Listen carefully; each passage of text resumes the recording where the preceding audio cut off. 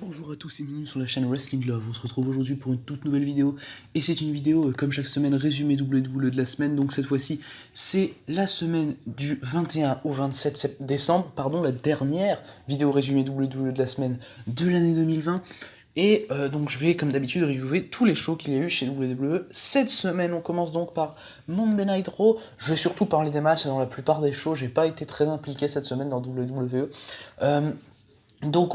Déjà on a commencé le show avec une promo de Asuka et Charlotte Flair où Charlotte Flair m'a bien saoulé. Enfin voilà, Charlotte Flair est saoulante, je peux pas l'entendre, je peux pas la supporter, non, j'arrive pas.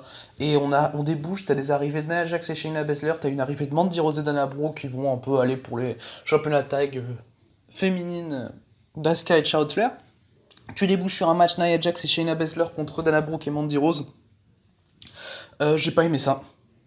Déjà, il y a que Baszler qui est bonne dans le combat, et les autres, elles sont pas dans leur match. Dana Brooke, elle était horrible. Mandy Rose, c'était un peu la seule à essayer de faire quelque chose, pas comme Brooke et Jax, les deux autres, là, elles ont pas essayé. Mandy Rose, elle a essayé un peu, voilà. Mais c'était pas bien, sans intérêt. Et c'est encore pire quand t'entends la voix robotique de Charlotte aux commentaires. J'ai mis 2, j'ai pas aimé du tout. J'ai trouvé ça. C'est pas inutile en soi parce que ça apporte pour le championnat tag féminin, mais qu'est-ce qu'on s'en fout, c'est nul. C'est pas à voir quoi. C'est franchement, faut pas voir ce match. On passe maintenant à Angel Garza contre Drew Gulak. J'ai mis 1,25. Ça a duré 2 minutes de victoire d'Angel Garza. D'ailleurs, je l'ai pas dit, mais c'est une victoire de Nia Jax et Shayna Baszler pour le premier match. Mais victoire d'Angel Garza, en tout cas en 2 minutes. C'est un truc pour démarrer un programme, pourquoi pas, pour Angel Garza, pour le pusher un petit peu, je sais pas. Mais.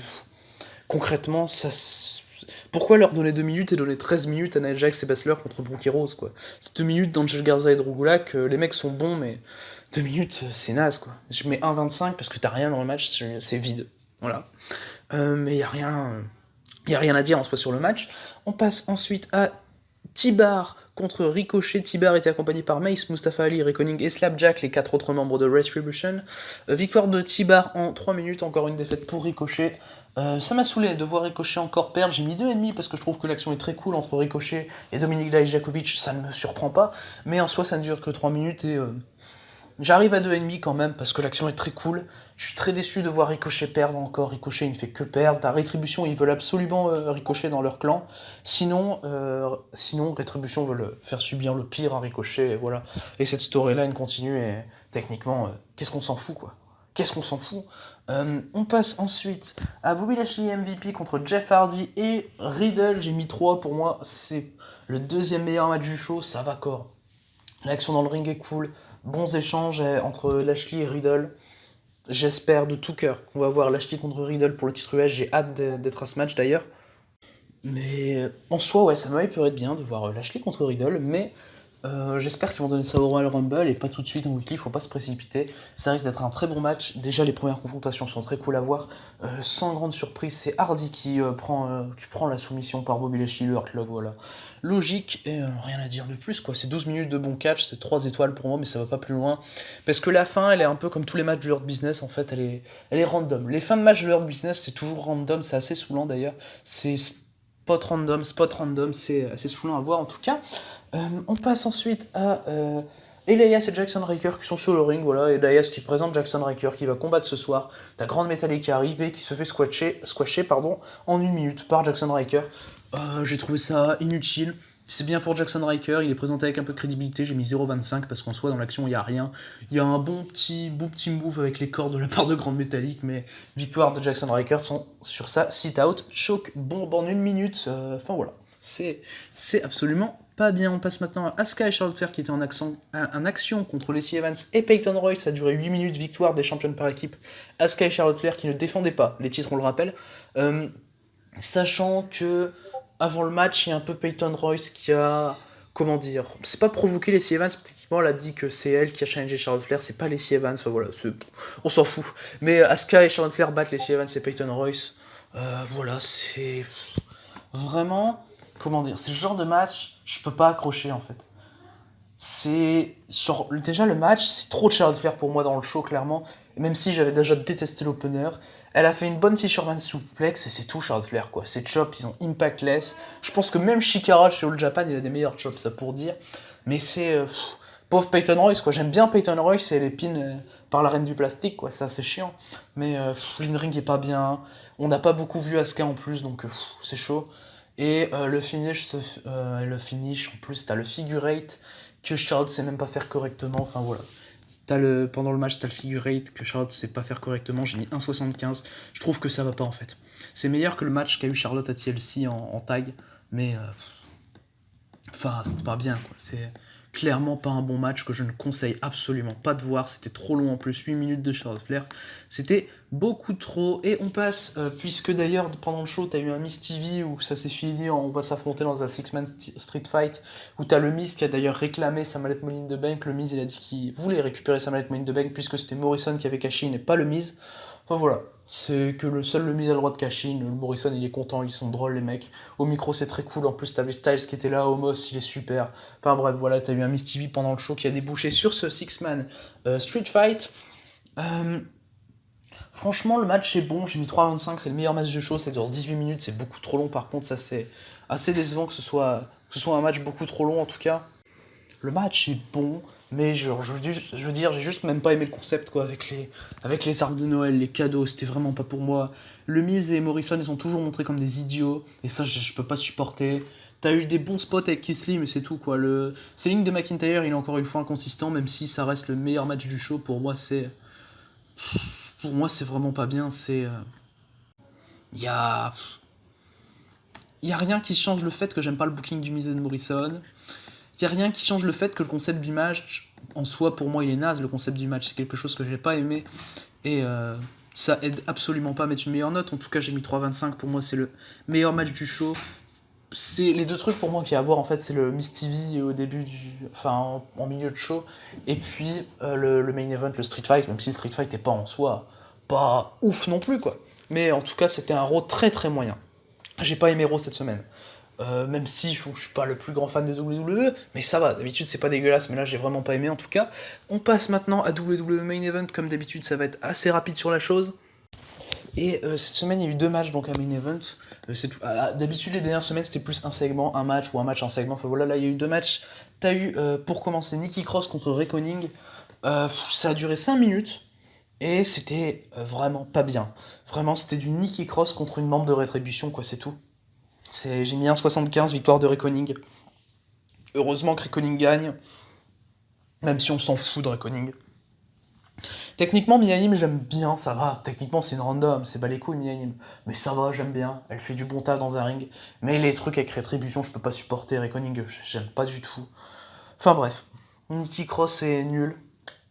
J'arrive quand même à 1,75 parce qu'elles ont montré qu'elles avaient envie de catcher quand même, ça allait. Mais enfin voilà, 5 minutes qu'il faut absolument pas regarder. On passe maintenant au main event. De main event, Lince Dorado contre Akira Tozawa, ça a duré 8 minutes. J'ai vraiment bien aimé le match, j'ai mis 3,25, j'ai trouvé ça très cool, très fluide. Je suis pas surpris vu les deux catcheurs que c'est, Lince Dorado et Akira Tozawa. Surtout Akira Tozawa sont très bons. Akira Tozawa est super cool, il a fait du très très bon taf, on se rappelle chez Dragon Gate. Mais en soi là, il te donne 8 minutes de bon catch, de catch fluide, de catch intéressant. Et on enchaîne sur une victoire de Lince Dorado. C'est cool, je suis un peu déçu pour Tozawa, mais j'aurais préféré que Tozawa gagne, honnêtement. Mais en tout cas, ça reste pas fou dans la construction. L'in-ring est vraiment bon, ce qui me fait arriver à 3,25. Voilà. J'arrive quand même à 3,25 parce que le match est en tout cas cool à suivre. C'est pas le truc le plus dégueulasse que j'ai pu voir, c'est même un très bon truc pour du main event en tout cas. Et ouais, je suis globalement pas dégoûté de ce match. Ça allait encore. On va donc désormais passer à NXT. NXT, c'est je pense le show dont je vais le dire le plus de choses hein, selon moi. Étant donné que NXT pour moi il s'est quand même passé beaucoup de choses cette semaine. Alors donc on va parler de NXT du 23 décembre. On a commencé par un street fight pour les championnats tag de NXT où Neil Orkan et Danny Burch ont défendu contre Killian Dane et Drake Maverick. C'est une victoire de Neil Orkan et de Danny Burch qui conservent leur titre, j'ai trouvé l'opener franchement cool. Franchement l'opener, ça allait, ça combinait bien. C'est pas les catcheurs de l'année mais franchement ça allait, j'ai mis 3,25. C'était assez cool à voir. L'équipe Dane et Maverick est une bonne équipe babyface contre leur Can et Burch, même si c'est pas des bons heels. Ils se débrouillent plutôt bien dans le ring, ça combinait bien. Et moi je mets 3,25, je trouve pas que la stipulation de Street Fight ait été vraiment respectée. Et techniquement, je mets la même note qu'au Street Fight d'Euro d'ailleurs. Même si j'ai quand même préféré celui-là, vu que c'était vraiment un Street Fight normal, sans conneries bizarres avec Noël. Voilà, c'était un Street Fight NXT et pas un Street Fight main roster. Voilà.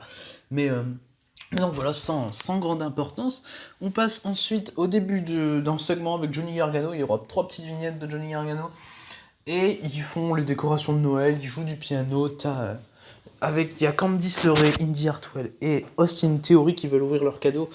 Et c'est Austin Theory qui est le premier à ouvrir son cadeau. Déjà, d'abord, ils parlent de leur clan qui est The Way. Et t'as Austin Theory qui arrive, qui fait une blague sur No et José. J'ai vraiment bien ri. J'ai trouvé ça assez drôle. T'as Gargano qui le réprimande, c'était assez drôle.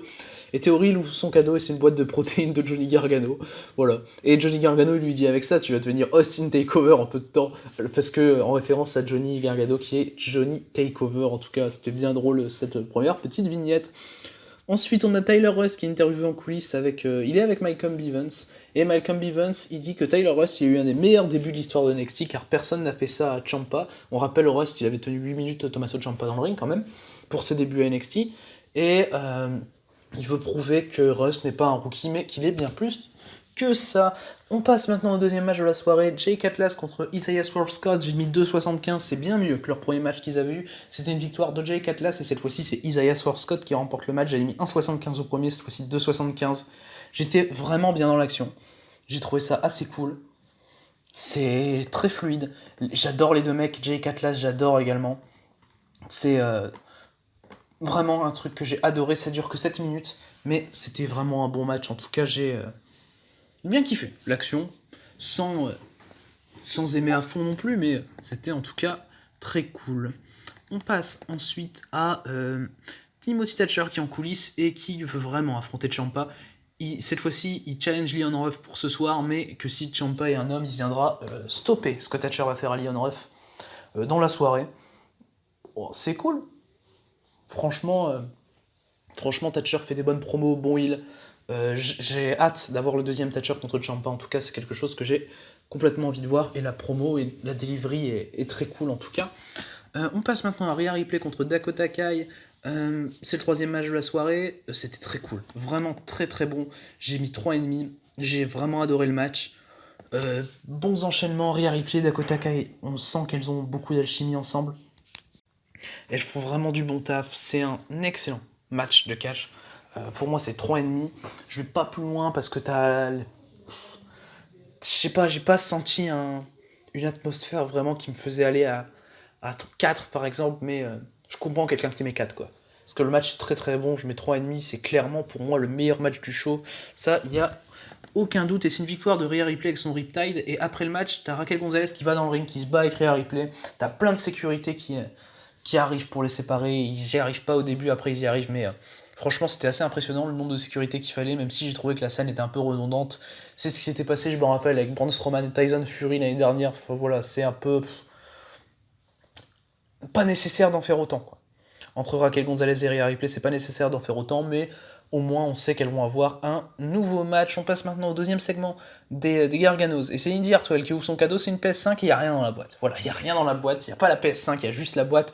Et Johnny Gargano, il lui dit qu'il lui a juste donné la boîte, mais qu'il veut lui donner un autre cadeau qui est bien meilleur, parce qu'il renomme Indy Hartwell, qui lui a été loyal, il la renomme Indie Wrestling.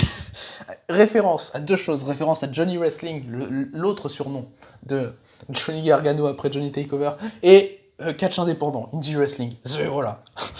C'est assez drôle, j'ai bien ri en tout cas, c'est le moment qui m'a fait le plus rire en tout cas NXT. Et t'as même Austin Theory qui est complètement ému, il est quasiment en larmes devant la scène, enfin, c'est très très drôle. Ensuite, on passe à Bronson Reed contre Ashanti Adonis, victoire de Bronson Reed avec un tsunami. Ça dure vraiment pas longtemps, il me semble que ça dure quoi? Ça dure 1 minute? Ouais, ça dure 1 minute. Enfin bref, moi personnellement j'ai mis 0,5, y'a rien. C'est juste un truc pour faire revenir Bronson Reed, pour lui donner un push futur. Je sais pas ce qu'ils vont faire avec Bronson Reed, je suis pas fan de Bronson Reed personnellement. Mais en tout cas ça va, c'est 1 minute, on s'en fout, 0,5. Voilà. On passe ensuite à la dernière vignette des Garganos, et Johnny Gargano il donne le dernier cadeau à Candice LeRae, et en fait c'est un peu un truc pour se moquer du tank de Shotzi Blackheart. T'as LeRae qui est super contente et les quatre ils prennent une photo de Noël ensemble qui est un peu brouillonne, voilà, c'est assez drôle. Voilà, c'est assez drôle. Enfin voilà, la chose la plus drôle pour moi dans les segments des Gargano, c'était clairement Indie Wrestling et Austin Theory qui en larmes. Voilà, c'était vraiment super. Ensuite, on passe au 5e match de la soirée, Leon Ruff contre Timothy Thatcher. Pendant le match, c'était un truc super, j'ai trouvé, c'est Thatcher qui pose une chaise en ringside un peu pour faire venir Ciampa. Il dit à Ciampa, ouais, viens, regarde le match, voilà, regarde ce que je vais faire à Leon Ruff. Thatcher, il défonce Leon Ruff, il revient, il gagne par roll-up. Je suis absolument pas d'accord avec la décision qui a été prise par NXT. J'ai mis 2. J'aurais mis 2,25 sans la fin du match. La fin du match est naze. Victoire de Leon Ruff, je comprends pas, c'est naze. Tu fais pas gagner Leon Ruff. Non. Franchement, je suis très très déçu de ça en tout cas. Et ouais, ça m'a saoulé de voir Thatcher perdre. Thatcher, il est mal booké. Il est booké comme un con. C'est un peu un Cameron Grimes, Timothy Thatcher, quoi. C'est non, clairement pas. Ensuite, t'as une vidéo qui nous présente un peu la rivalité entre Damian Priest et Karrion Kross. Et Damian Priest, il dit clairement que Karrion Kross est pas aussi badass qu'il le pense. Enfin, voilà. C'est cool, même si Karrion Kross, on le sait, va gagner à New Year's Evil pendant leur match. Ensuite, on a Arya Daivari contre Tyler Rust, qui est accompagné par Malcolm Bivens. Victoire de Tyler Rust par soumission, ça continue le programme Bivens-Rust. Je pense que Bivens peut donner clairement le meilleur de Tyler Rust. J'adore Arya Daivari. Le match dure pas longtemps, hein. Honnêtement, le match dure quoi, 4 minutes. Mais... ouais, 4 minutes, 4 minutes 30, je dirais.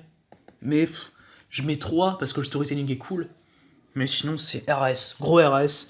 4 minutes de bon catch, très fluide, j'adore les deux. Tyler Rust est super, on sent qu'il catch comme Thatcher, putain, c'est super. Ça, j'adore, ils font catcher Tyler Rust comme son ancien apprenti Timothy Thatcher, et ça, je suis un grand fan de cette décision qui a été prise en tout cas.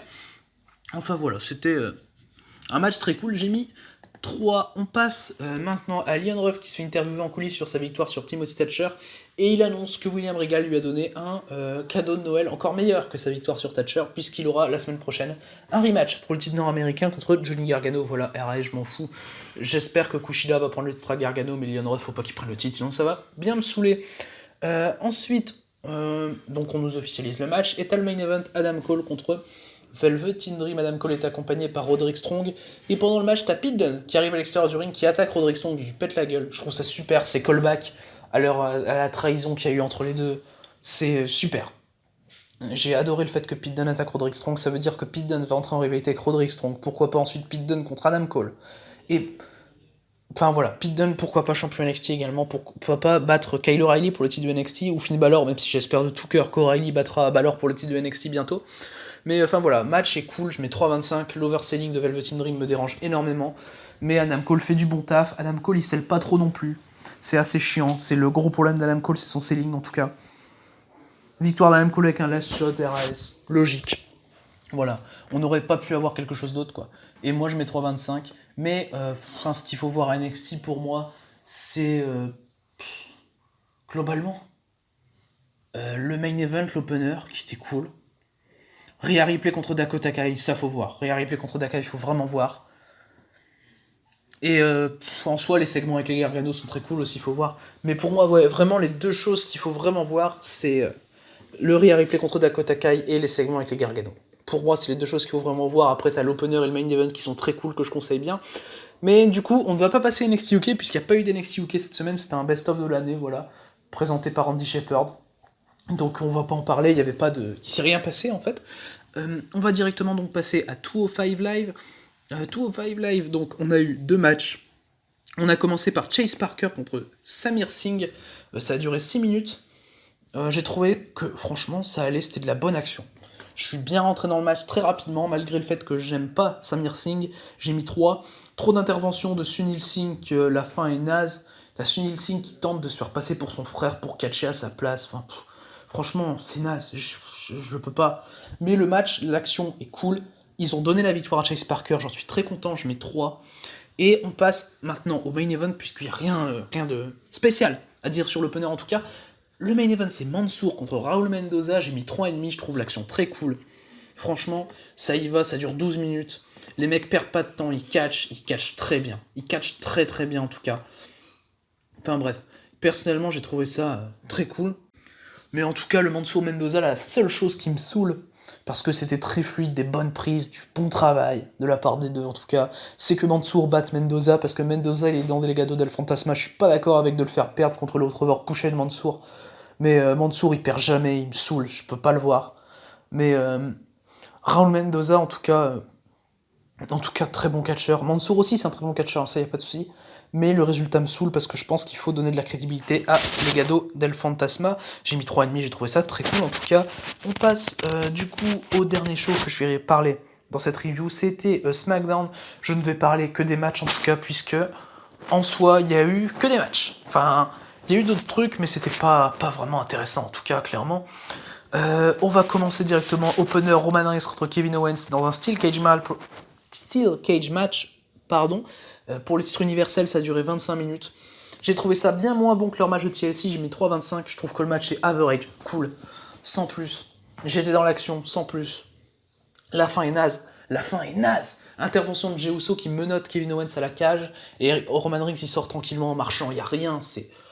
Oh putain, j'ai pas aimé la fin. C'est tout le contraire de ce que tu nous montres à TLC. À TLC, j'avais mis 4,25, j'avais adoré, j'étais dans le match, le storytelling est génial, la fin est superbe, t'as Owens, il arrête pas de se battre, tu crois qu'il peut gagner, mais là, intervention de Jey Uso, bam, fini, on arrête tout.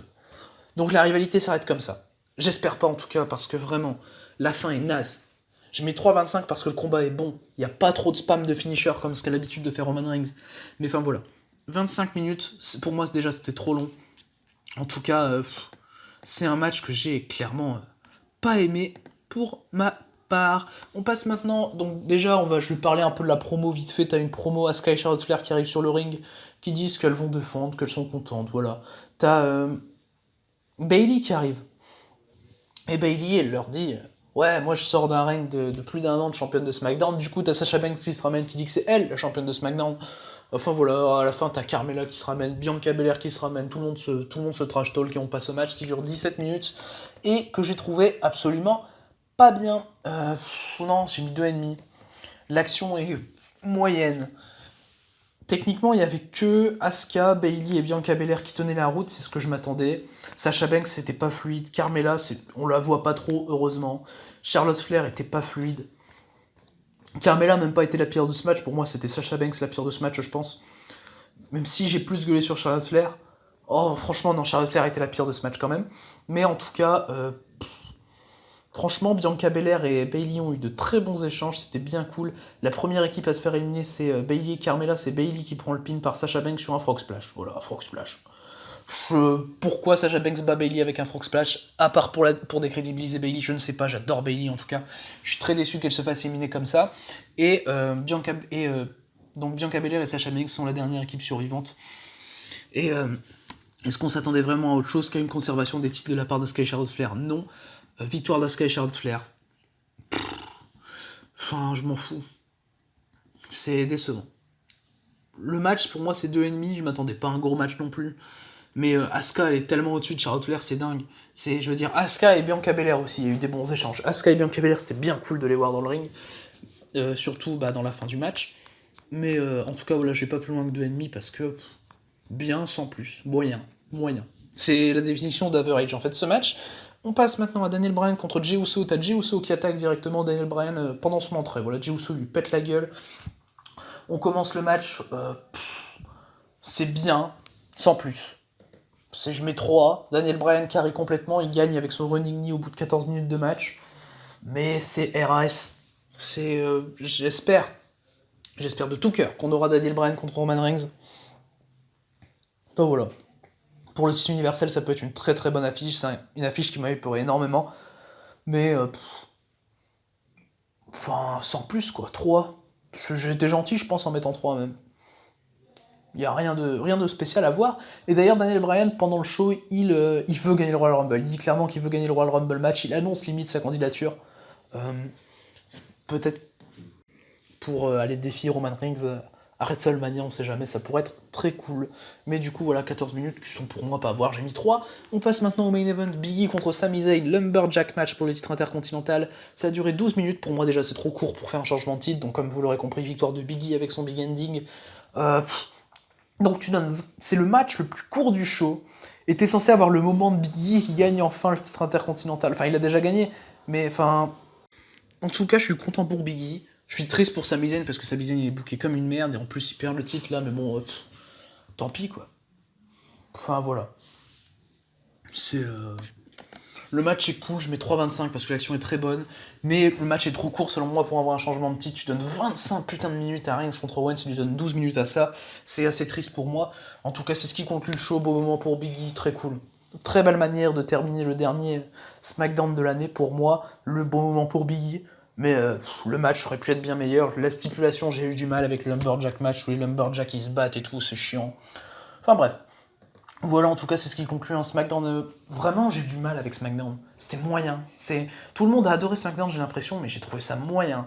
Tout le long, tout est moyen en fait. Je veux dire, pour moi, il n'y a rien à voir à SmackDown en fait. Techniquement, le Reigns Owens, non. Franchement, le Biggie Zayn, il faut voir le Biggie Zayn. S'il faut voir quelque chose, le meilleur match du show pour moi, c'est Biggie Zayn. J'ai mis 3,25, enfin voilà. Mais du coup, c'est fini pour la review de SmackDown. Et je vais donc parler de mes 3 matchs préférés de la semaine chez WWE. Donc, on va commencer avec mon 3e match préféré de la semaine. Et mon 3e match préféré de la semaine chez WWE, c'est Adam Cole contre Velveteen Dream. Enfin voilà. Bon match sans plus, j'avais mis 3,25, je vous le rappelle. C'était à NXT, c'était le main event, ça a duré longtemps. Adam Cole a montré des belles choses, mais overselling, en gros c'est overselling contre pas de selling, mais ça allait quand. Ça allait. C'était cool. Voilà. J'ai rien à dire de spécial dessus, en tout cas. En 2e match préféré de la semaine pour moi chez WWE, c'est Mansour contre Raul Mendoza. Le match est cool, le finish est chiant, mais le match est très très bien. Très très bon in-ring, j'ai mis 3,5. Et enfin, c'est pas meilleur que l'autre 3,5 que j'ai mis pour moi le meilleur match de WWE cette semaine, Rhea Ripley contre Dakota Kai, où tout était vraiment bien. Enfin voilà, très, très bon match. C'est le match qu'il faut voir pour moi chez WWE cette semaine. Et donc, c'est la fin de ce top 3 WWE de la semaine. C'est la fin de ce dernier résumé WWE de la semaine de l'année.